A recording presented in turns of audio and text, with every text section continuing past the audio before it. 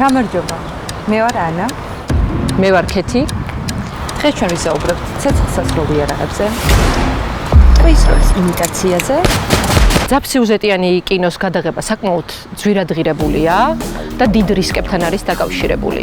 ამისთვის არსებობს ადამიანი, რომელიც უსაფრთხოებაზე ზრუნავს გადასაღებ მოედანზე. ცეცხლსასროლ იარაღის გამოყენება კინოს დაბადებიდანვე დაიწყეს.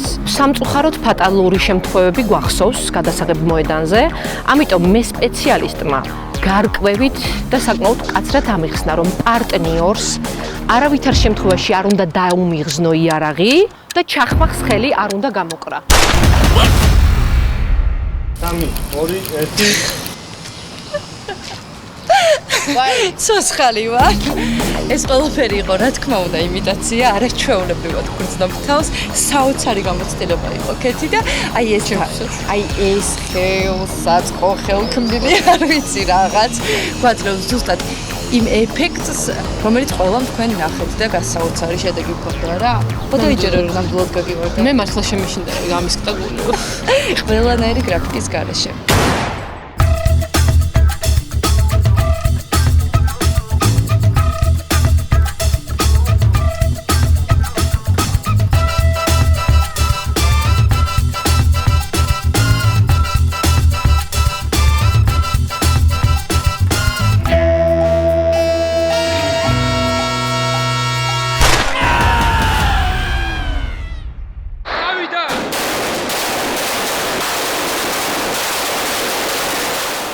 ჩვენ ახლა ვიმყოფებით სახელოსნოში, სადაც ექშენ ფილმებისთვის მზადდება ყველანაირი მოწყობილობა.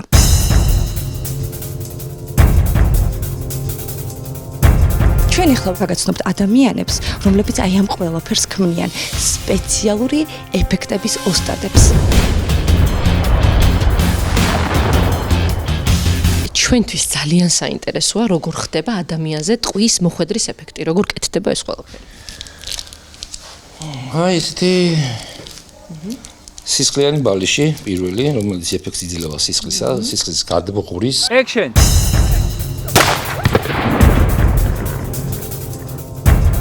აუცილებლად ჭირდება მას დამცავი ფირფიტა, როდესაც ის სპეციალური პატარა დეტონატორები არის. დეტონატორს ეძახიან, დეტონატორი არ არის. დგება ამ ბალიშზე და მე შემდეგ უმაგრებთ ამას უკვე მსახიობს. აი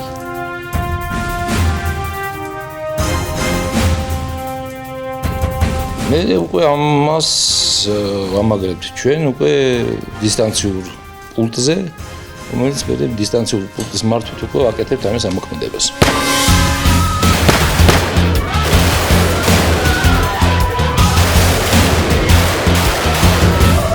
იო. კეთინა. შროლა ხდება ზოგადად ფუჭი ტყვიებით. რასაც ამ ბოლო დროს ძალიან დიდი ყურადღება ექცევა და ხას უსმევთ ხოლმე, იმიტომ რომ იყო ესეთი გახმაურებული ტრაგედია ჰოლივუდში, რომელმაც ძალიან ბევრი კითხვები გააჩინა. ეს კითხვები ყოველთვის იყო, მაგრამ ახლა უფრო მძაფრი არის. ძალიან საინტერესოა ეს ყველაფერი. ვაი მე რა ინტერესებს. აი ტყვის სროლის ეფექტი როგორ კეთდება კედელზე, ნებისმიერ მყარსაგანზე. კედელზეც არის განსხვავებული ეს სხვადასხვა სიმძლავრის დეტონატორები, რომლებიც მყარსაგნებზე, კედლებზე, რაღაცებში ვამაგრებთ და ნუ მაგალითად ბოთლს ამსხვრევს.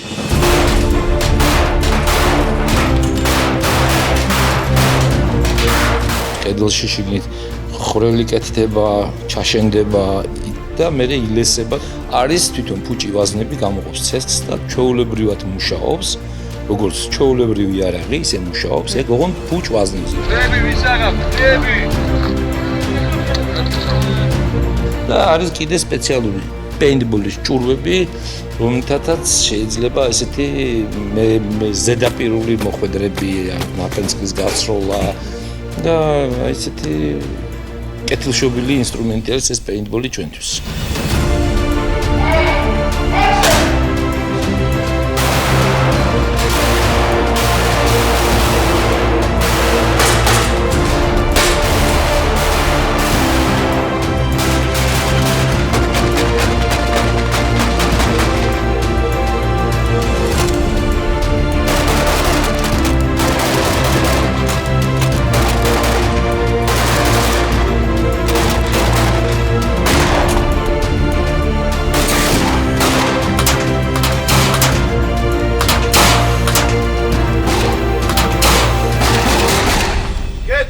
ადამიანს რომ მოხვდეს შემთხვევით? ადამიანს რომ მოხდეს შემთხვევით ძალიან ეთქინება.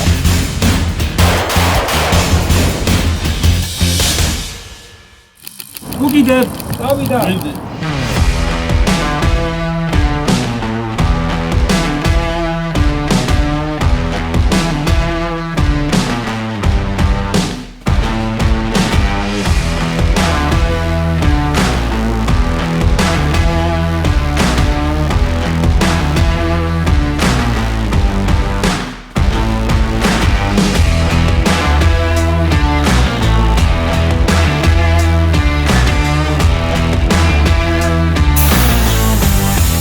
ბატონო დავით, რო არ გკითხოთ შეუძლებელია, იმიტომ რომ თქვენ ხართ უნივერსალური კასკადიორი, რომელსაც ყველაფერი შეუძლია და ჩვენ როგორც ვიცით, კასკადიორის ხელოვნება არის ძალიან მრავალფეროვანი, მაგრამ დღეს ჩვენ გვინდა ვისაუბროთ ტყვის მოხვედრა ადამიანზე. რა უნდა გავაკეთოთ იმისთვის, რომ მაქსიმალურად ბუნებრივი და დამაჯერებელი იყოს ეს ტრიუკი? პირველ რიგში ყალბი თავდაბლობა რო არ გამომივიდეს, უნივერსალური კასკადიორი არ არსებობს, იმიტომ რომ არ არსებობს ადამიანი, რომელიც ყველაფერს აკეთებდეს. შეიძლება ძალიან ბევრ რამეს აკეთებდეს, მაგრამ არის რაღაც დეტალები, რომელსაც მაინც სადღაც დასჭირდება დუბლიური. ძალიან მრავალფეროვანი არის ტყვის მოხვედრის იმიტირება.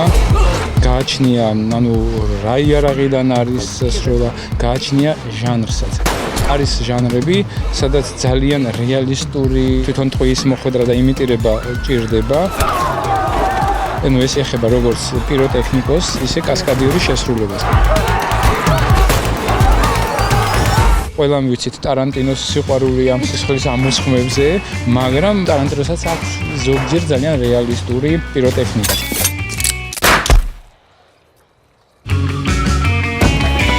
თქვენთვის რომელ ფილმს გამოყოფდით, სადაც კარგად არის ეს სროლების სცენა გამოყენებული და თქვენთვის განსაკუთრებული და საინტერესო რომელი? აი ძალიან რეალისტური სროლის ეფექტები ჩემთვის უფრო ახლოს არის. ყველაზე საყვარელი სცენა არის პიანისტი, ორი ადამიანი მიიყავს, ტყვეები არიან, გარბიან და მერე კვდება ქალი. რაღაცა სასწაულად ძალიან რეალისტურია ჩემთვის.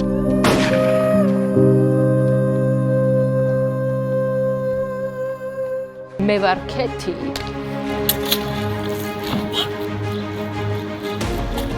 აბა როგორ ახალ?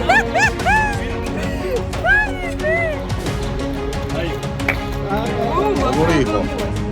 Check 1 2 1 2 1 2 1 2. ზადდება ყველა ნაირი